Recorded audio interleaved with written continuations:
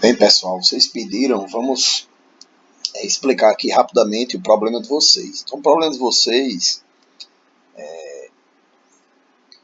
é uma análise sensorial, né? Um teste do trio, se eu não me engano. É um teste triangular, né?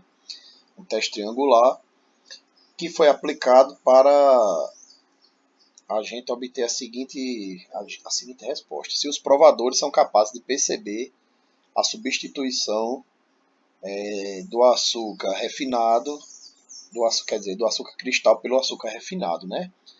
Com a ideia de que? De reduzir os custos de produção. Porque se eu consigo substituir o açúcar sem que os provadores consigam perceber, significa que eu posso trocar o açúcar mais caro por um mais barato, reduzir os custos de produção e talvez até aumentar a margem de lucro da empresa. Então imagine o seguinte, vocês têm um provador aqui, certo? Provador qualquer que recebeu a amostra na seguinte ordem, as amostras. 2As e um B, né? Sendo A, B, a do meio, e outro A, à direita.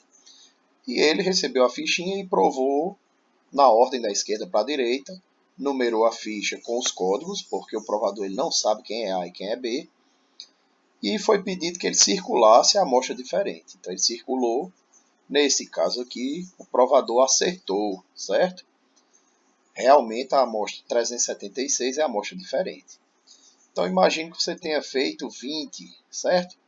Aplicado 20 questionários e obteve 20 respostas.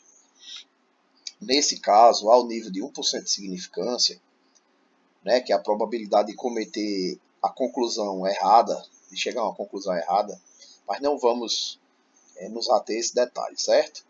O problema diz que é para usar a tabela de 1% de probabilidade e 20 provadores. Então quer dizer o seguinte, ó, 20 respostas são necessárias no mínimo 13 acertos, para considerarmos que as amostras são diferentes ao nível de 1%.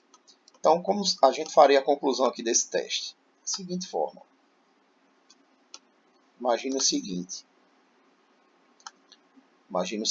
que são 20 amostras, certo?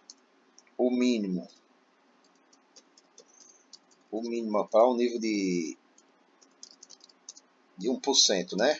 São 13 acertos. E imagine que vocês obtiveram 15 respostas corretas, certo? Respostas corretas. Então, como 15 é maior que 13,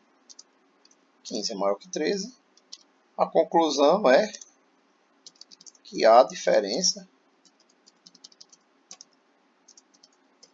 entre as amostras.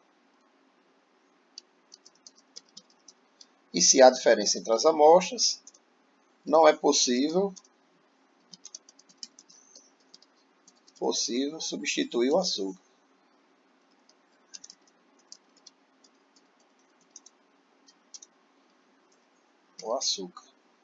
Certo, pessoal? Então, de forma bem simples, bem didática, é isso. Esse teste é bem simples, a interpretação. E aqui eu estou simulando, certo? Eu não sei quantas respostas corretas vocês tiveram nos questionários, mas a interpretação é essa. Se 13 ou mais provadores dos 20 acertaram, não é possível substituir o açúcar. Se menos de 13, né, de 12 abaixo, não acertaram, certo? Menos de 13 respostas corretas, se eles tiveram menos de 13 respostas corretas, significa que os provadores confundem as amostras. Se eles confundem, é porque eles não são capazes de distinguir, certo?